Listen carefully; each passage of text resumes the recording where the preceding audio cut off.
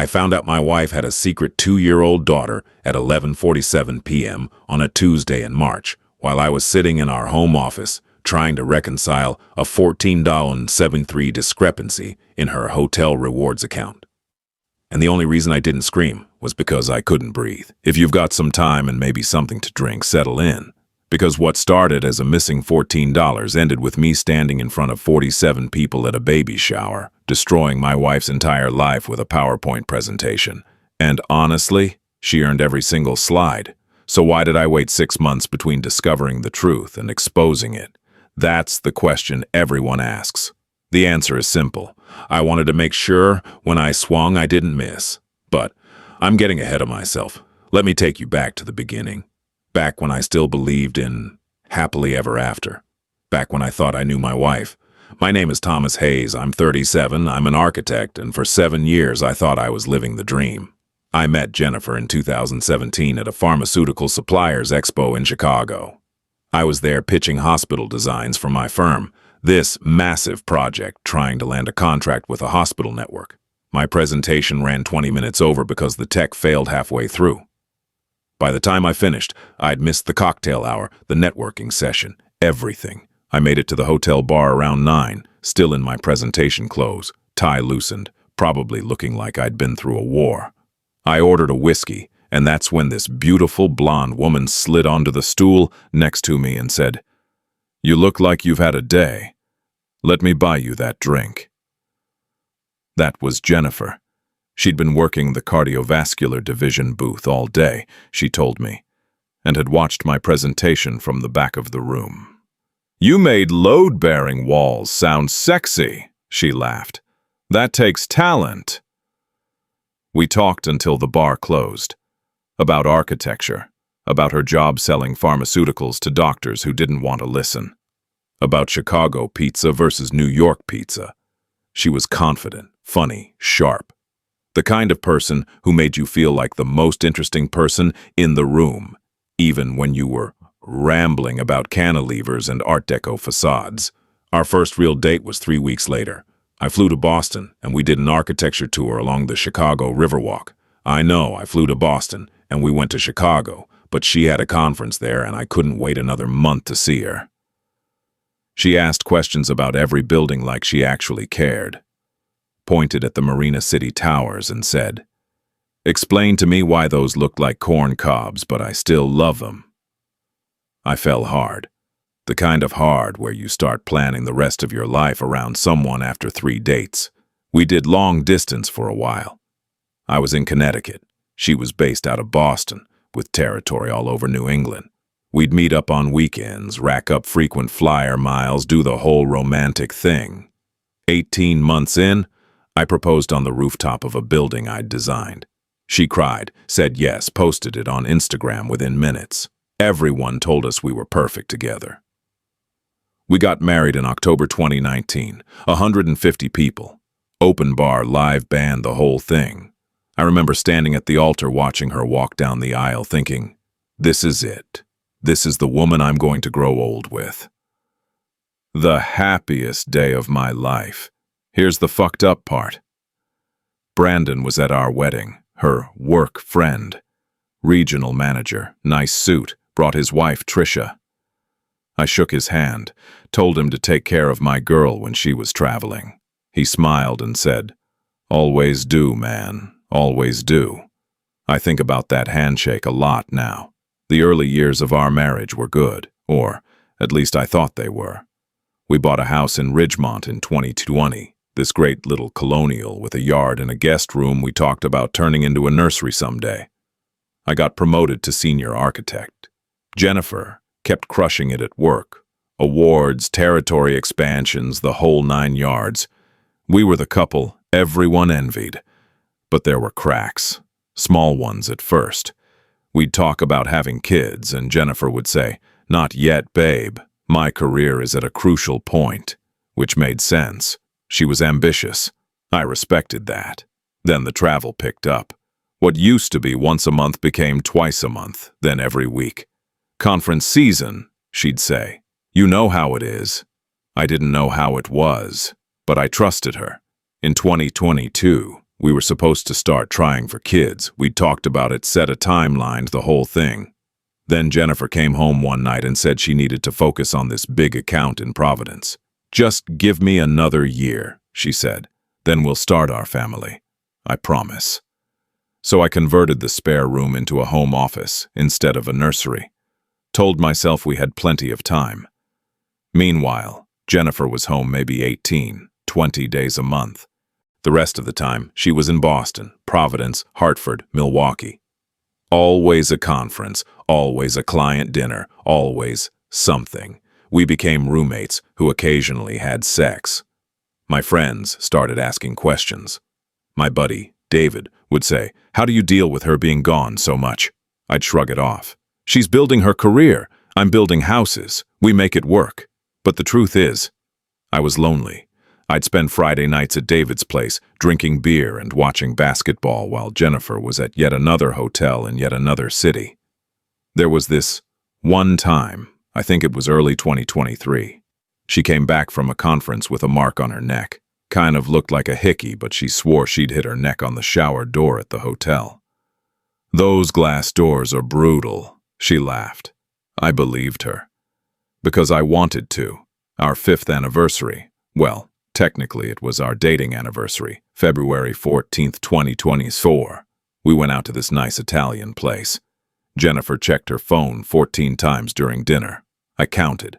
I made a joke about it. "Am I competing with a client for your attention?" She put her phone away, grabbed my hand, looked me dead in the eye and said, "You know you're my priority. Always." That was the last lie I believed without question. 3 weeks later, I found the hotel key card.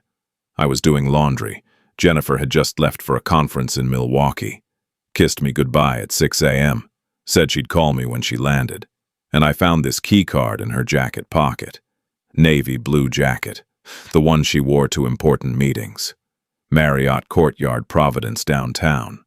Room 847. The little envelope said, "Thank you for your loyalty," which, looking back, is the most ironic thing I've ever read. Here's the thing. Jennifer had told me she was going to Boston that week, February 5th through 7th. I remembered because we'd talked about me maybe driving up to meet her for dinner on the 6th, Valentine's Day week, make it romantic. But she'd said she'd be too busy with back-to-back client meetings. "Rain check," she'd said. "I promise I'll make it up to you." Providence is Brandon's territory. I knew that because she'd mentioned it before, casually. Brandon covers Rhode Island and part of Massachusetts. Poor guy is always driving back and forth. I'd met Brandon maybe 3 or 4 times at company events. Tall guy, good suit, drove a Porsche. Seemed nice enough. Called me buddy a lot. I stood there in our laundry room, holding this key card, my hands starting to shake. The rational part of my brain said it was nothing. She grabbed the wrong jacket at a restaurant. A colleague left it in her car. There's a totally innocent explanation.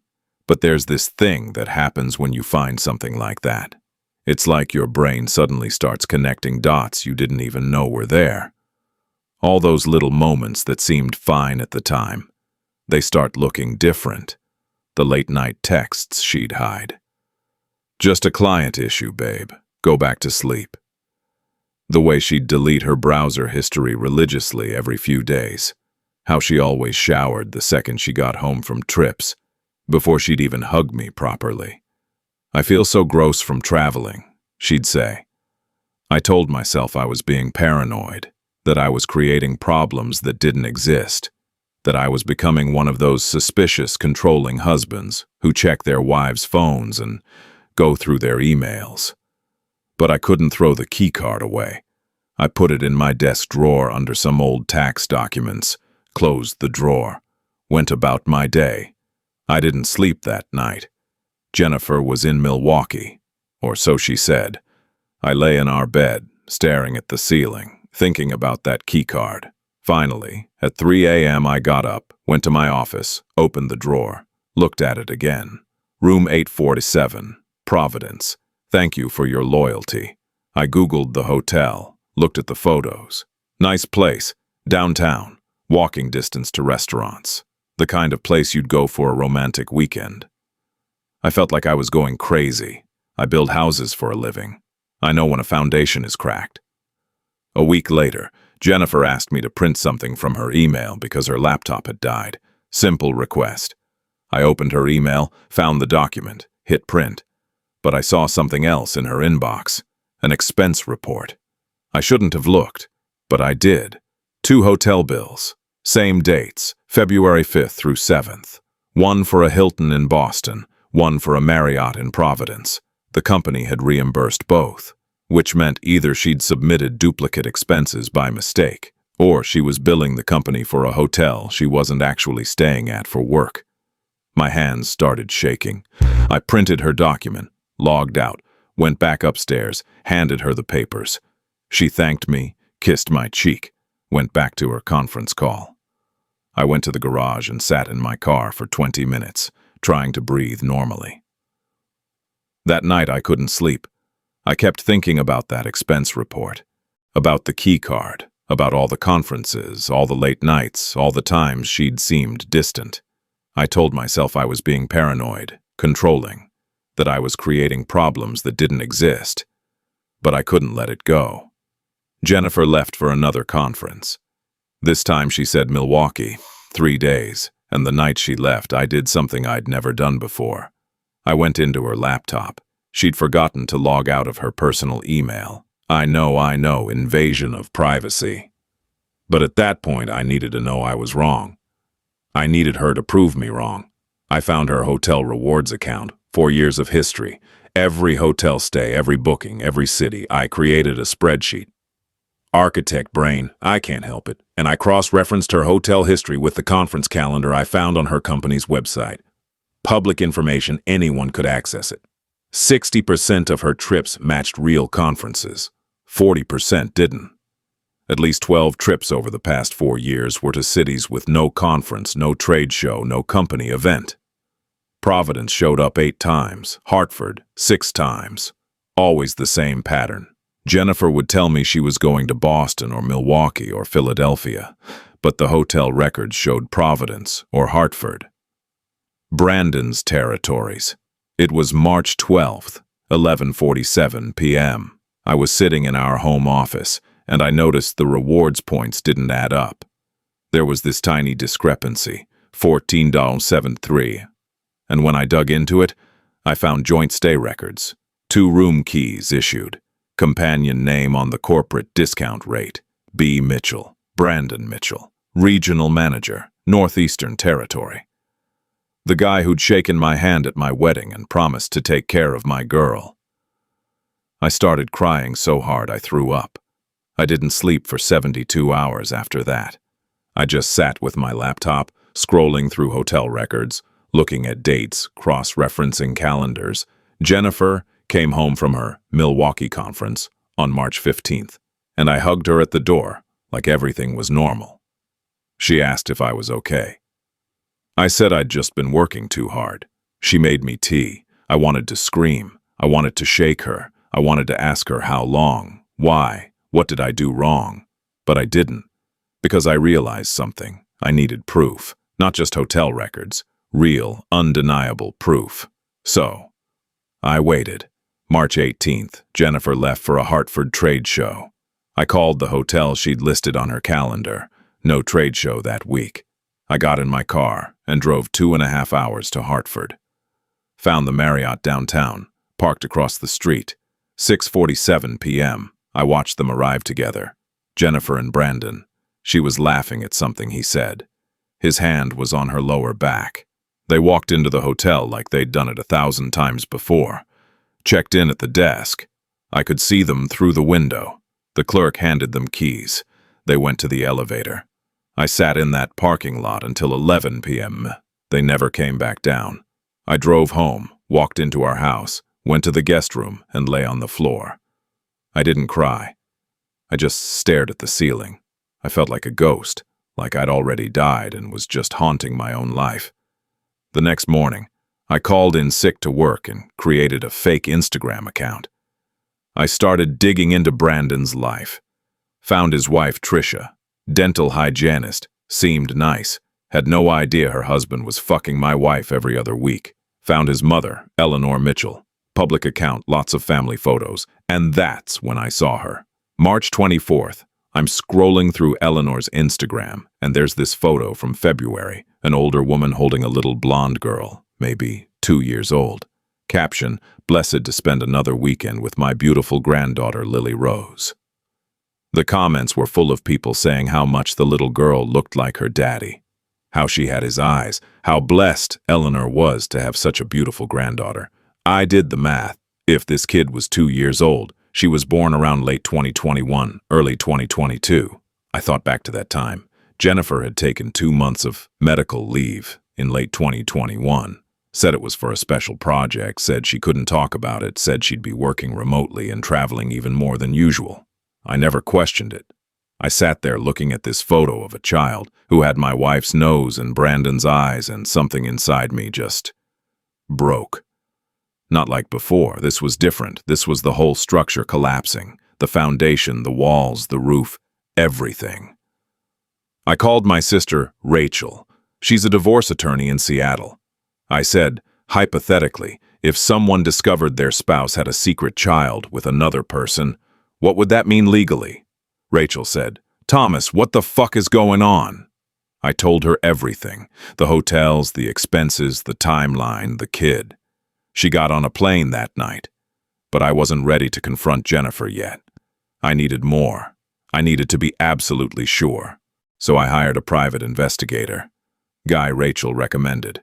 Cost me $3,000 for a week of surveillance. April 3rd, Jennifer told me she had a conference in Boston. The PI followed her. She went to Providence, met Brandon at a park, and there was the little girl, Lily. Jennifer picked her up, spun her around, kissed her cheeks. Brandon stood there with his arm around Jennifer's waist. They looked like a family. The PI's report had time-stamped photos. Jennifer pushing Lily on a swing, Brandon buying them ice cream. The three of them sitting on a blanket having a picnic. My wife had a whole other life, a whole other family, and I was just, what? The stability, the backup plan, the idiot husband who paid half the mortgage while she played house with her real family. April 7th, Jennifer came home from her Boston conference. It was a Sunday evening. I'd spent 3 days alone with those photos. I hadn't eaten, hadn't showered. David had come by twice to check on me. I looked like hell. I printed everything, hotel records, PI photos, expense reports, laid them out on our kitchen table like a crime scene investigation. When Jennifer walked through the door, she saw the papers before she saw me. I watched her face. It was like watching a building collapse in slow motion. The color drained. Her mouth opened. She dropped her bag. I said very calmly, "Who is Lily Rose?" She tried to leave. I blocked the door. Not aggressively. I just stood there.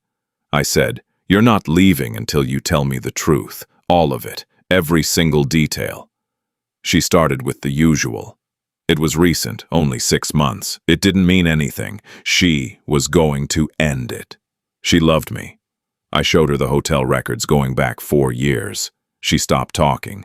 I showed her the PI photos, her holding the child. She started hyperventilating. I said, "Is that your daughter?" She couldn't look at me, just nodded. "How old is she?" 2. "She'll be 3 in December." I did the math out loud. "So you got pregnant in late 2021, when you took that medical leave, when you told me it was for work." She nodded again. "You gave birth to another man's child and never told me." "Thomas, please." "How long?" I said. "How long has the affair been going on?" She started crying. Not the pretty kind of crying. The ugly, snotty, can't breathe kind. She said, "Since 2018. 2018, before I proposed, before our wedding, before everything." I said, "You married me while you were fucking him." "I tried to end it," she sobbed. "When you proposed, I tried, but I couldn't." "Why not?" "Because I love him." I thought that would be the thing that broke me, but it wasn't. I just felt empty. I said, Where does he think you are when you're here with me? He knows about you. His mom knows. She takes care of Lily most of the time. I see her when I travel. Does his wife know? No. Does anyone know? Just his mom. I asked her every question I could think of. How many times a month did she see them? At least twice. Did she use our money? Some of it. Did she love me at all? She said yes, but I didn't believe her. I don't think she believed herself. At 1:30 a.m. she finally passed out from exhaustion. I went to the garage. I'd been building this model house, a Victorian, really detailed, was going to give it to her for our next anniversary. I took a hammer and destroyed it, smashed it into pieces. The neighbors called the cops because of the noise. Officer showed up, found me covered in sawdust and tears, asked if I was okay. I said, "My wife has a secret child with her boss." The officer didn't know what to say to that. He asked if I needed medical attention. I said, "I need a divorce lawyer." I stayed at David's place for 3 days. Couldn't be in that house. Jennifer texted me 127 times. I didn't respond. She showed up at David's. Laura, David's wife, told her to leave or they'd call the police.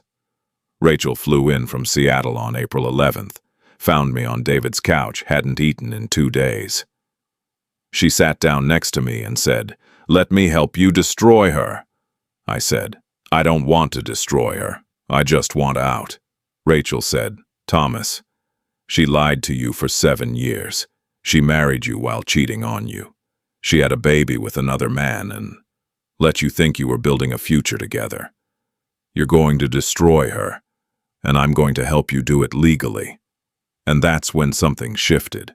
I stopped being the victim. I started being the strategist. Rachel laid out the landscape. Connecticut is a no-fault divorce state, so the affair doesn't impact asset division. But the financial fraud, the expense manipulation, the hotel double billing, that was leverage, and the fact that she'd been lying to her company about her relationship with Brandon, a superior, ethics violation, career ending. We built a plan, 3-pronged attack. First, legal and financial. Document everything, freeze joint accounts, file for divorce, ensure I got what was mine. Second, professional ruin. Expose the affair to HR, expose the expense fraud, get them both fired. Third, social destruction. Tell her family, tell his wife, make sure everyone knew what they'd done. But I wanted more than that. I wanted a moment. A single point in time where everything she'd built came crashing down at once, the way mine had. I wanted her to feel what I felt. And then, the perfect opportunity presented itself. Jennifer's younger sister Emma was pregnant. First grandchild on Jennifer's side of the family. Emma announced a baby shower for October 14th. Jennifer assumed she'd be co-hosting. I got an invitation too, as her husband. A baby shower, a celebration of new life, the perfect venue to expose Jennifer's secret life. I filed for separation in May, but not divorce. Moved back into the house. Jennifer stayed with her parents. We maintained civil contact. She thought there was a chance for reconciliation. She thought I was weak. She thought I'd forgive her eventually. I let her think that.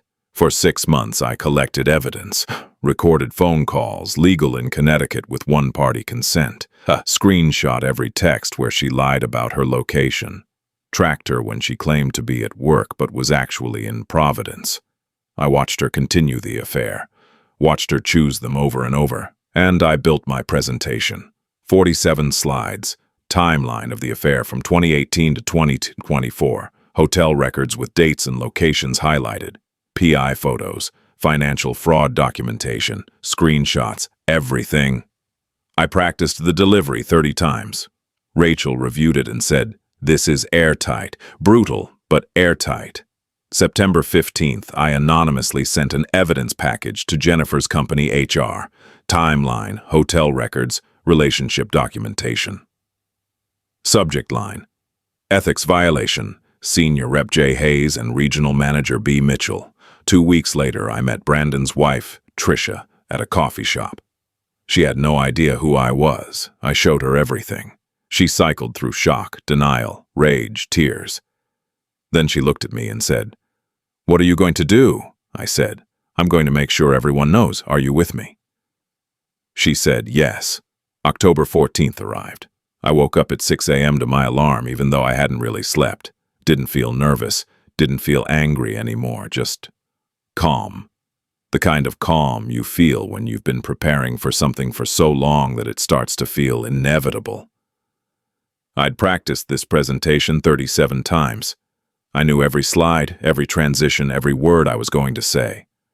I showered, made coffee, put on a nice shirt, button-down blue, the one Jennifer always said, made my eyes look good.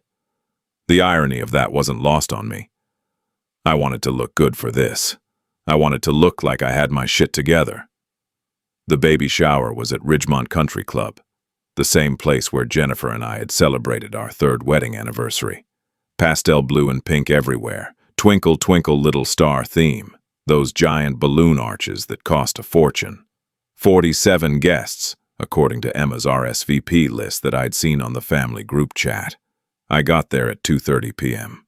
Fashionably late, but not late enough to be rude. Parked in the lot, sat in my car for a minute, laptop bag on the passenger seat, HDMI cable, backup USB drive, everything I needed. Through the window, I could see Jennifer. She was wearing a yellow dress, hair done up, laughing with her cousins, playing the perfect aunt-to-be. She'd posted on Instagram that morning. Picture of the gift table with all these perfectly wrapped presents. Caption: "Can't wait to meet my little nephew. Done on auntie life, from baby shower."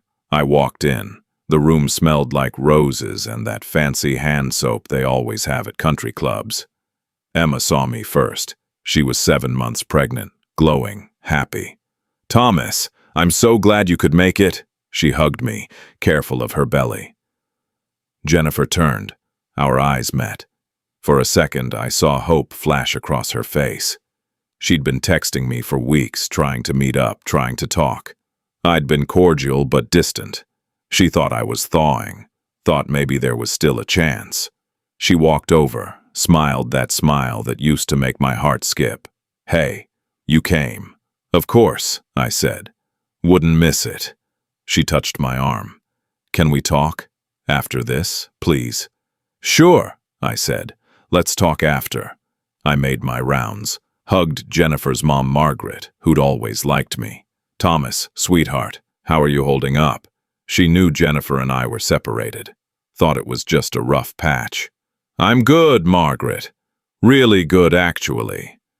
Shook hands with Jennifer's dad, Robert. Congratulated Emma's husband, Jake. Made small talk with the aunts and cousins. Ate a finger sandwich, drank some punch. Smiled. Chatted about work and the weather and how excited everyone was for the baby. At 2:55, I checked my watch. Almost time. At 3 p.m., Emma's mom, Jennifer's Aunt Carol, clinked her glass. "Okay, everyone, time to settle down. We've got some speeches and toasts, and then we'll do the games." Everyone found seats. The setup was perfect. They had a projector screen at the front of the room, the kind they use for photo slideshows. Emma's husband Jake went first, stood up with note cards, gave this sweet, funny speech about how Emma was going to be an amazing mom. And he couldn't wait to teach their son how to throw a baseball. Emma's best friend Megan went next, teary, heartfelt, talking about how she'd known Emma since kindergarten and watched her dream about this day. Then Aunt Carol asked, "Anyone else want to say a few words?" I raised my hand, stood up. "I'd love to, if that's okay." Actually, I pulled my laptop out of my bag. I made a little presentation. "Do you mind if I connect to the projector? I think it's important that everyone sees this." Emma's face lit up. "Oh my gosh, Thomas, you didn't have to do that. That's so sweet." Jennifer, sitting 3 tables away, looked confused but not alarmed yet. She smiled at me, probably thinking I was going to show some cute photos of her and Emma as kids or something. I walked to the front, plugged the HDMI cable into the projector, opened my laptop. The screen flickered to life behind me. Slide 1 appeared. celebrating new life and facing hard truths. The font was simple, professional, like a work presentation. Confused murmurs rippled through the room. A few people laughed, thinking it was a joke. I clicked to slide 2. My name is Thomas Hayes. I've been married to Jennifer Patterson Hayes for 4 years and 11 months. More confused looks. Jennifer sat up straighter. Her smile faltered. Slide 3. This is a story about lies, loyalty, and what happens when you build a life on a foundation of deception. Jennifer stood up. Her chair scraped loudly against the floor. Thomas, what are you doing? I looked at her, calmly. Sit down, Jennifer. Everyone here deserves to know the truth. Her mom. Thomas, honey, this isn't the time. Margaret, I said, turning to her. I promise you, this is exactly the time. You're going to want to see this. Everyone is. Robert, Jennifer's dad, held up his hand. Let him talk. I clicked to the next slide. Timeline graphic. Clean, professional, color-coded. Jennifer and I met in 2017. We started dating in August of that year. I proposed in February 2019. We got married in October 2019. By all accounts, we were happy. Click. Next slide. A photo of us at our wedding, smiling, her in her white dress, me in my tux. But what I didn't know, I said, is that 6 months before I proposed, Jennifer started an affair with her coworker, a man named Brandon Mitchell, her regional manager.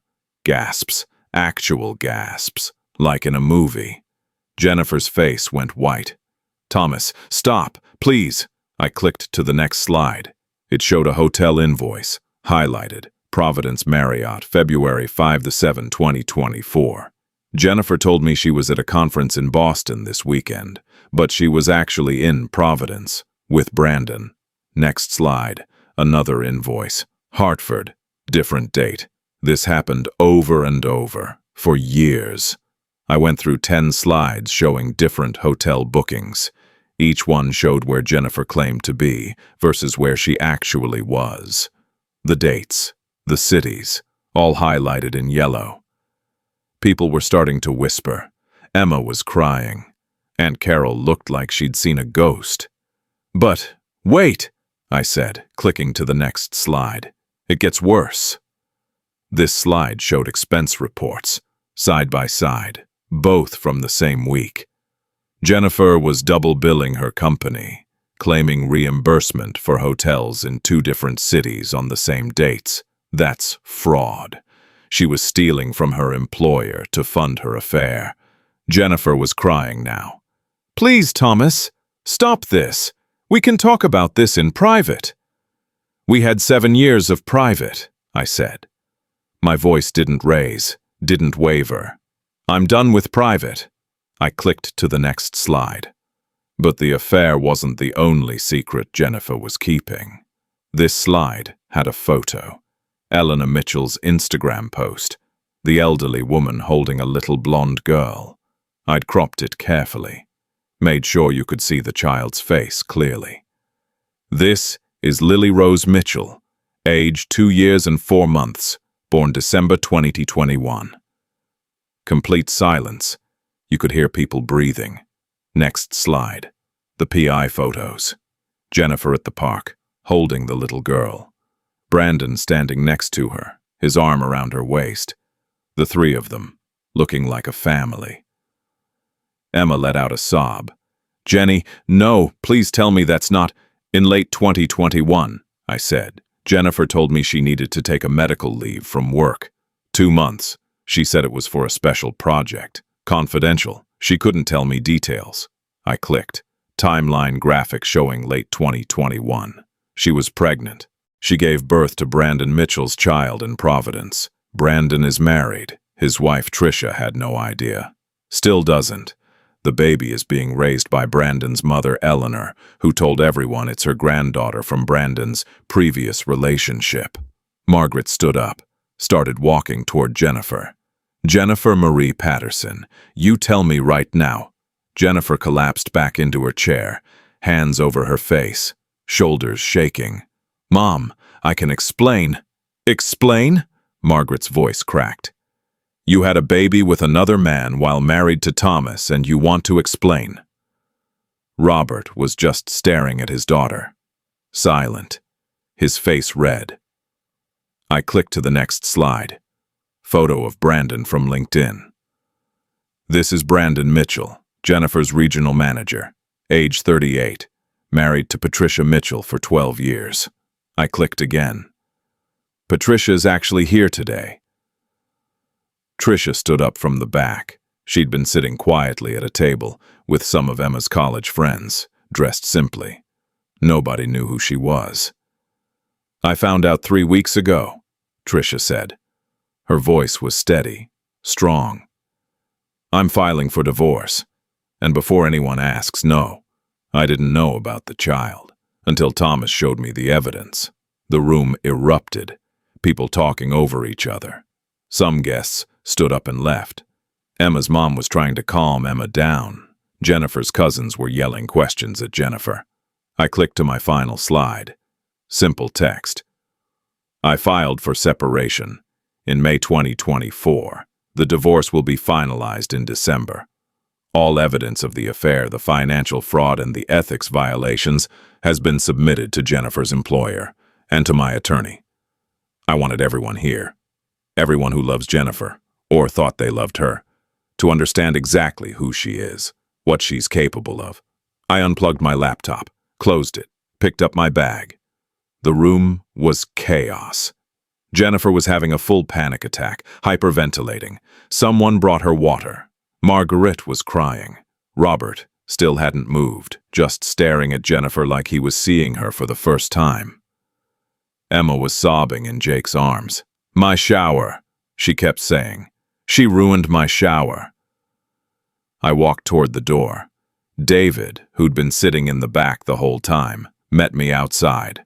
"Holy fucking shit, man," he said. "You actually did it." My hands were shaking now. Adrenaline. Did I go too far? David looked back at the room, where we could still hear crying and yelling. Probably, but she fucking earned it. I got in my car, sat there for a minute. Hands on the steering wheel. I thought I'd feel victorious, triumphant. Instead, I just felt empty, hollow, like I'd demolished a building but forgotten that I was standing inside it when it came down.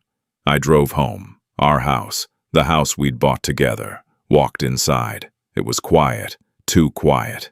I sat on the couch and stared at the wall for 3 hours. My phone blew up.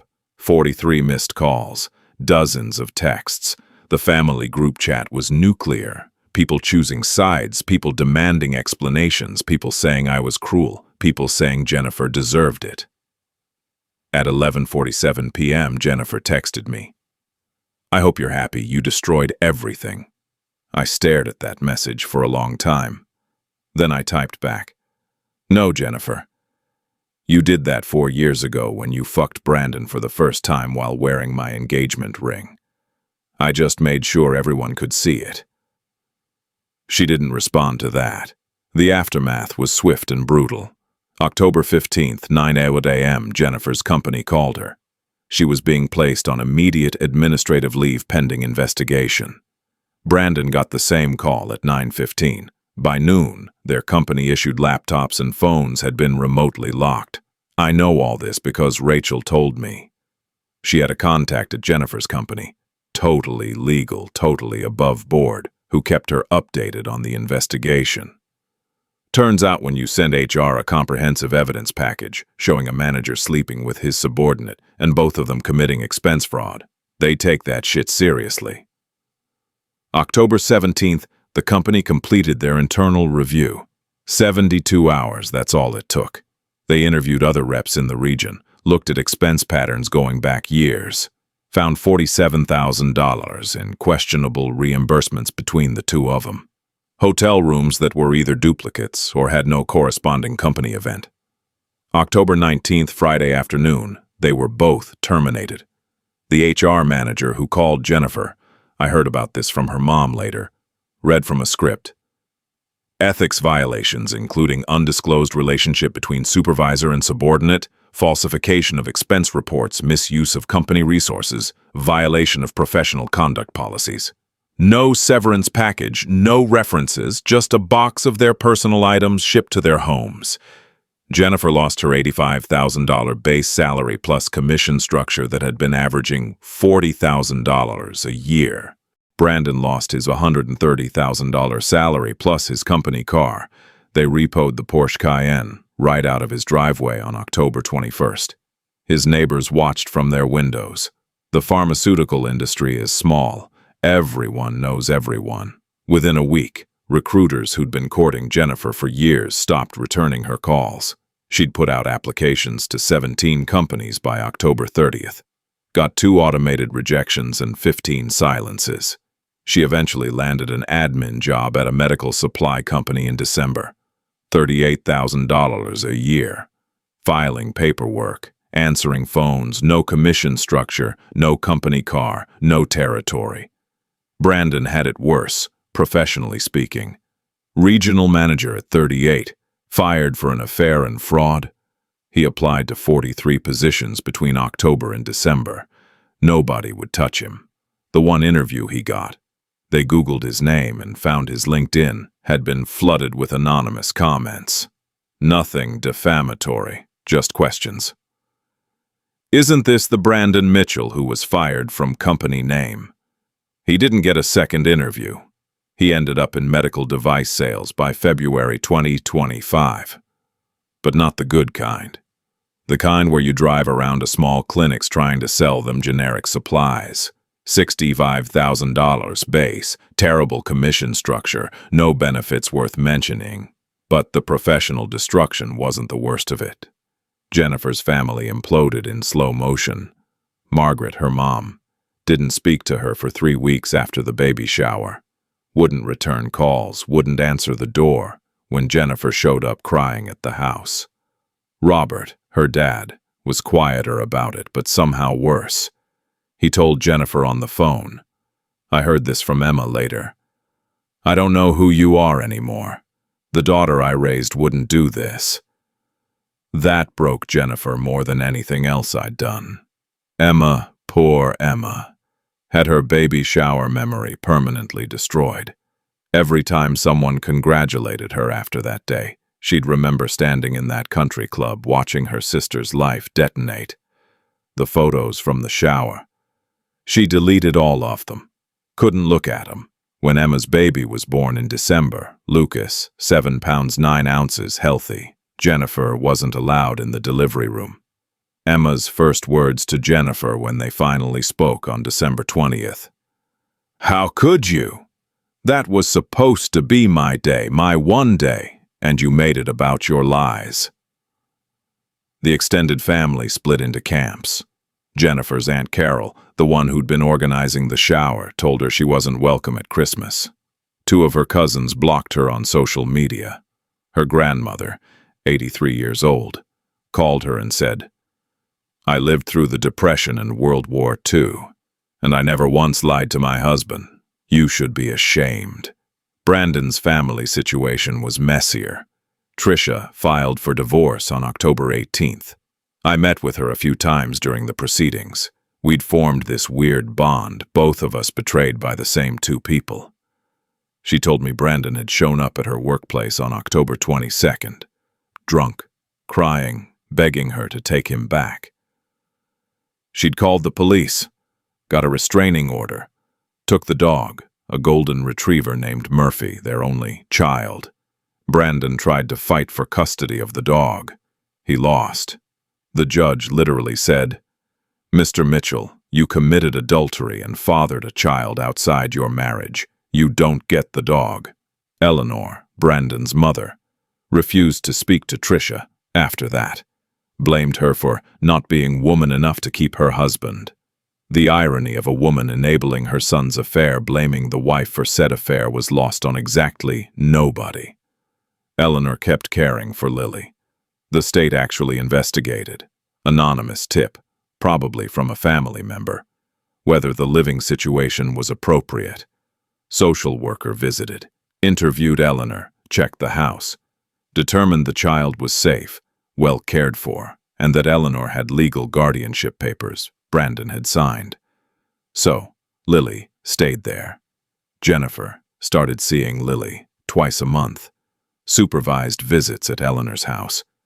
Tricia told me Jennifer would show up with elaborate gifts, giant teddy bears, expensive toys, trying to make up for being a part-time mother to a child she'd created and then abandoned to her mother-in-law. Brandon saw Lily maybe once a month, sometimes less. He told Eleanor the kid reminded him of everything he'd lost. Eleanor called him a coward. They stopped talking for 2 months. Our mutual friends, the 6 couples we used to do game nights with, have barbecues with, take group vacations with, they all had to choose. Dave and Laura sided with me immediately. What she did is unforgivable, Laura told the group. I can't look at her without feeling sick. Matt and Rachel Chen stayed neutral for about 2 weeks, then quietly started declining any event Jennifer was invited to. When Jennifer confronted Rachel about it, Rachel said, "I have a daughter. What you did, lying like that, having a secret child, I can't respect that." Steve and Amanda tried to stay neutral. "We love you both," Amanda told me over coffee. "This doesn't have to mean we choose." But after a month of awkward group chats and canceled plans, they just stopped organizing anything. The friend group dissolved. By November, I'd stopped hearing from Steve and Amanda entirely. Found out later they'd stayed friends with Jennifer. I didn't care. If they could look at what she did and stay friends with her, they weren't people I needed in my life anyway. The suburban community gossip was relentless. Jennifer couldn't go to Target without someone staring. The coffee shop we used to go to on Sundays, the barista, who'd known us for 3 years, gave her such a cold look when she walked in that Jennifer turned around and left. Someone put a note on her car in the grocery store parking lot. Just said, "Home wrecker." Jennifer called me crying about it. I didn't answer. She deleted Instagram on November 3rd, couldn't handle the comments on old photos. "Wow, you two look so happy. What happened?" And worse, "We all know what happened. You're disgusting." Facebook went next. Then Twitter. She went completely dark on social media. I kept my accounts but stopped posting. Didn't need to. The story had spread enough. People knew, and that was enough for me. The fallout in her personal life was comprehensive. But the emotional and psychological destruction, that was harder to quantify. And then Christmas Eve happened. I was at Rachel's place in Seattle. She'd flown me out for the holidays. "You need to get out of Connecticut," she'd said. "Come have Christmas with normal people who aren't betraying each other." We'd spent the day baking cookies with her kids, watching Christmas movies, pretending everything was fine. At 11:30 p.m., my phone rang, Margaret's name on the screen. I almost didn't answer, but something made me pick up. "Thomas!" Her voice was shaking, crying. "Thomas, please, it's Jennifer. She's at the hospital. She took pills and alcohol. Please." My stomach dropped. "Is she alive?" "Yes. Yes, they pumped her stomach. She's on a 72-hour psychiatric hold. But, Thomas," Margaret's voice cracked, "are you satisfied now you've driven her to this? You destroyed her life and now she tried to end it. Is this what you wanted?" I sat down on Rachel's couch, felt like I couldn't breathe. "What happened?" "She was at home, at our home, and she locked herself in the bathroom. Took an entire bottle of sleeping pills and half a bottle of wine. Robert broke down the door. She was unconscious. The paramedics said if he'd been 5 minutes later." Margaret was sobbing now. "This is on you. You and your cruel, vindictive revenge. You could have just divorced her quietly. But you had to humiliate her in front of everyone. You had to destroy her career. You had to make sure she lost everything. And now she's in a hospital bed wanting to die. I hope you can live with yourself." She hung up. I sat there holding my phone for I don't know how long. Rachel came in, saw my face. What happened? Jennifer tried to kill herself. Rachel sat down next to me. Quiet for a minute. Then, that's not on you. Her mom thinks it is. Her mom is in denial about who her daughter is. Jennifer made choices, bad choices, selfish choices. For years, you didn't make her do that. I exposed her in front of 47 people, Rachel. I nuked her entire life. She nuked her own life when she married you while fucking her boss. You just showed people the truth. What if she tries again? What if next time she succeeds? Rachel looked at me, hard. Then that's still not on you. You're not responsible for her mental health. You're not responsible for her choices. You told the truth. What she does with that is up to her. But I couldn't sleep that night, or the next night, or the one after that. I kept seeing Margaret's face in my mind, kept hearing her voice. Are you satisfied now? The truth was, I wasn't. I hadn't been satisfied since the baby shower. I thought exposing Jennifer would feel like justice, like closure. Instead, it just felt hollow. And now she was in a psychiatric ward, and her mother thought I was a monster, and I couldn't tell if she was wrong. I called my therapist on December 27th. Emergency session. Paid the holiday rate. Didn't care.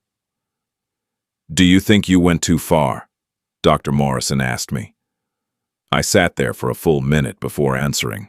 I think there was probably a way to hold her accountable without destroying her entire life. But I also think she destroyed mine first. And I think I was so angry, so hurt, that I wanted her to feel what I felt. And how do you feel now? Guilty, hollow, scared that I'm actually the villain in this story. Do you regret what you did? I regret that it came to this. I regret marrying someone who could lie to me for 7 years. I regret not seeing the signs. I regret a lot of things.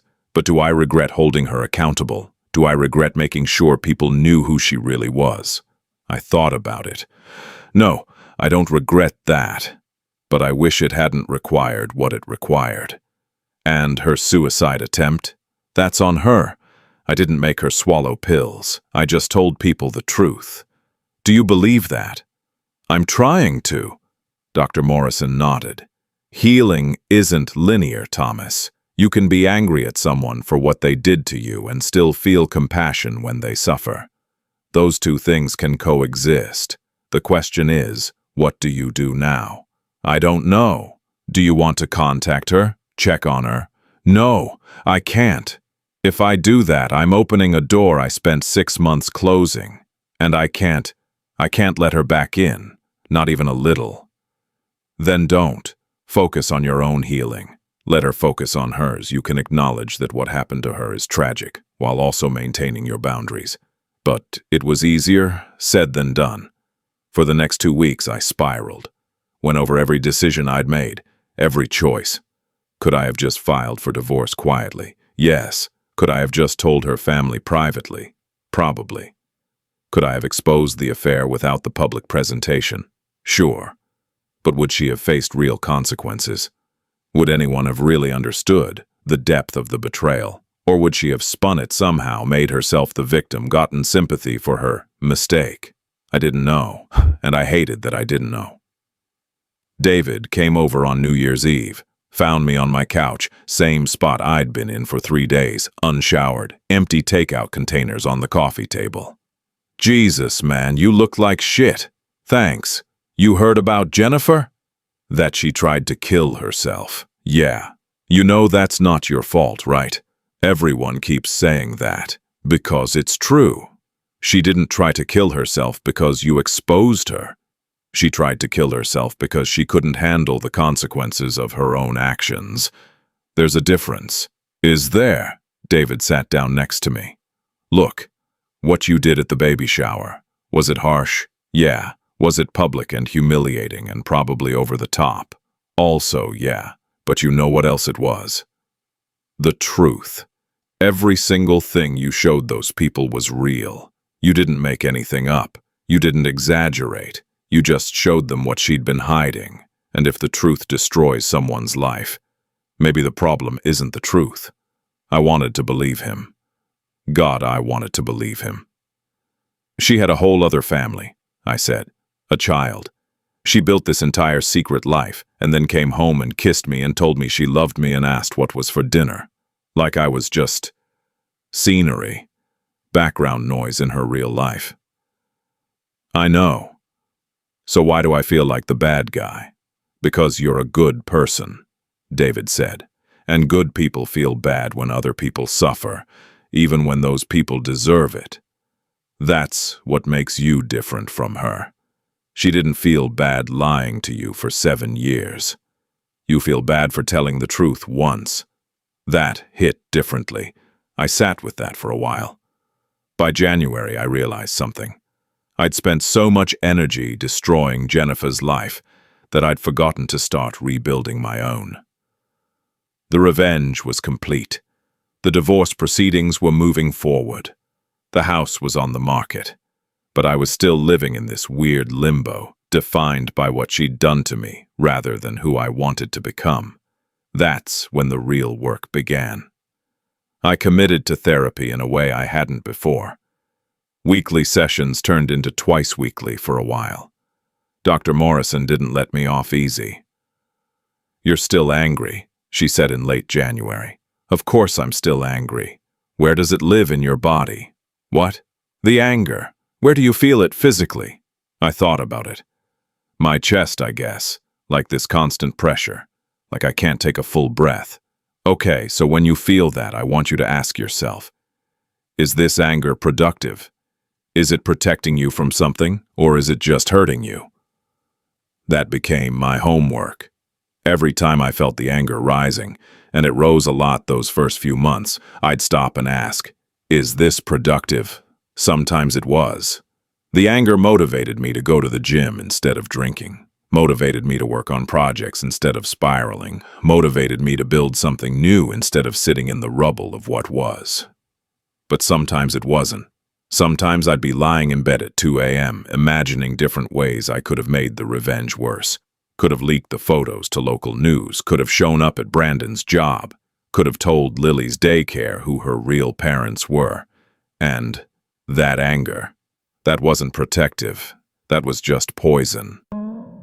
"You're grieving," Dr. Morrison told me in February. "Not just the relationship, but the person you thought you were married to. The future you thought you were building. The trust you thought you had. You're grieving 7 years of your life." That hit hard, because she was right. I wasn't just angry at Jennifer. I was grieving her, grieving us, grieving the man I'd been who could trust completely. We worked through it in stages, first accepting that the woman I'd loved never really existed. She was a character Jennifer played, a role. The real Jennifer was someone I'd never fully known. Second, forgiving myself for not seeing it sooner. That one was harder. I kept thinking of all the signs I'd ignored, the late-night texts, the deleted browser history, the increasing distance. How could I have been so blind? "You weren't blind," Dr. Morrison said. "You were trusting. There's a difference. She worked very hard to hide this from you. That's not your failure. That's hers." Third, and this was the hardest, forgiving myself for the revenge. Not because it was wrong to hold her accountable, but because of how I did it. The public humiliation, the timing, the baby shower. "Do you think there was a better way?" Dr. Morrison asked in March. "Probably. But I don't know if I would have felt heard any other way." She'd been lying to my face for 7 years, making me think I was crazy when I had suspicions, gaslighting me. I needed the world to see what she'd done. I needed witnesses. And did that give you what you needed? For about 10 minutes, yes. Then it just felt empty. Validation from others can never fill the hole that self-trust leaves when it's broken. You have to rebuild that yourself. So that's what I worked on, rebuilding trust. Not in others, that would come later, but in myself, trusting my own instincts, trusting my own judgment, forgiving myself for being human. Professionally, I threw myself into work in a healthy way, for the first time in years. Got promoted to lead architect in March. It felt good, felt earned. My boss pulled me aside after the announcement and said, "You've been doing the work of a lead for 2 years. I'm glad we're finally making it official." I started taking on bigger projects, more creative freedom. In April, I won the bid for designing a community center in Ridgemont, the same town where my marriage had imploded. There was something poetic about that. Building something good for a community that had watched me fall apart. I started running again in February. Used to run in college, then let it go when life got busy. But there's something about running that clears your head. You can't think about hotel records and secret children when you're trying to remember to breathe. Joined a running club in March. Met people who didn't know anything about my divorce or my destroyed marriage. They just knew me as Thomas, the guy who runs too fast in the first mile and always regrets it. One of the guys, Marcus, invited me to a basketball game in April, then to a poker night, then to a barbecue. Slowly, I built new friendships. Not replacements for what I'd lost, but something different. Something not connected to Jennifer, or that life. I reconnected with college friends I'd lost touch with during the marriage. Turns out Jennifer had been subtly discouraging those friendships for years. "They're bad influences," she'd say about my fraternity brothers. "They still act like they're 22. Looking back, she just didn't want me to have people in my life who might question her behavior. Jake, my old roommate, flew out from Denver in March. We got drunk, really drunk, and he said, "Man, I never liked her. I thought about saying something when you got engaged, but you seemed so happy. I figured I was wrong." You weren't wrong. I know that now. She had this way of talking to you, like she was always a little above you, a little condescending. I saw it at your wedding and I thought, he's going to regret this. I'm sorry I didn't say anything. Would I have listened? Probably not. Then don't apologize, I wouldn't have. In April, I did something I'd never done. Took a vacation by myself. 10 days in Iceland, no itinerary, no schedule, just me, a rental car, and the open road. I hiked glaciers, sat in hot springs, watched the northern lights from a cliff overlooking the ocean, ate dinner alone in small restaurants and didn't feel lonely for the first time in over a year. April 15th, sitting in a hostel in Reykjavik, I wrote in my journal, "I'm learning to enjoy my own company. She can't take that from me. She took 7 years, a marriage, a future I thought I was building. But she can't take this. Me alone, happy, that's mine. I came back from Iceland different, lighter, still healing, but healing." May 3rd, I met Olivia. Industry conference in Boston. Ironic, I know. I'd almost skipped it. Too many memories of Jennifer's conferences. But Rachel convinced me to go. You can't let her ruin your career too. Go, network, show people you're moving on. I team. Olivia was presenting on sustainable landscape design for urban spaces. I was in the audience because I had 30 minutes to kill before my own presentation. She was funny, brilliant, made complex environmental concepts sound simple. After her talk, I went up to ask a question about integrating green spaces in residential architecture. We ended up talking for 45 minutes. I was late to my own presentation. She was 33, divorced 2 years, no kids, no secret families, just a landscape architect who loved her job and had a refreshingly direct way of talking. "Want to get coffee?" I asked. "Now, after my presentation, which I'm now very late for." She laughed. "Sure, good luck up there." Coffee turned into lunch. Lunch turned into walking around Boston for 3 hours. By the time we realized how late it was, we'd both missed our evening sessions. "This is very unprofessional," Olivia said. "Extremely," I agreed. "Want to get dinner?" I hesitated, thought about Jennifer, about trust, about whether I was ready. I'm not in a great place for dating," I said. "I'm recently divorced, like very recently, and it was ugly." Olivia nodded. "I get that. My divorce was 2 years ago, and I'm still figuring out what dating even means. But here's what I know. I like talking to you.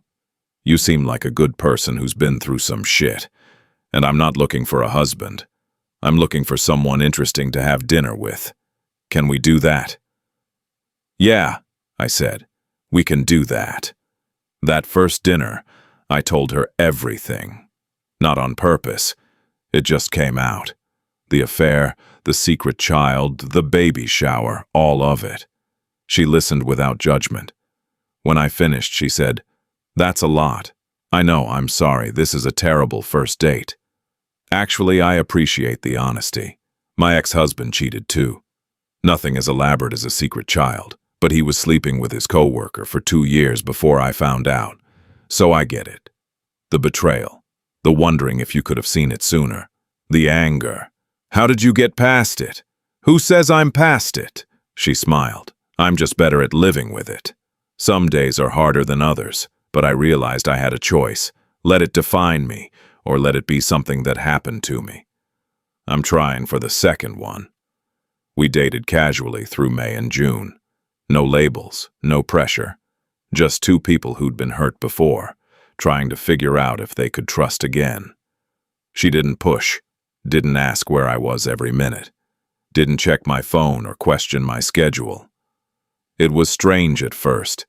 Jennifer had always wanted to know everything, where I was going, who I was with, when I'd be back.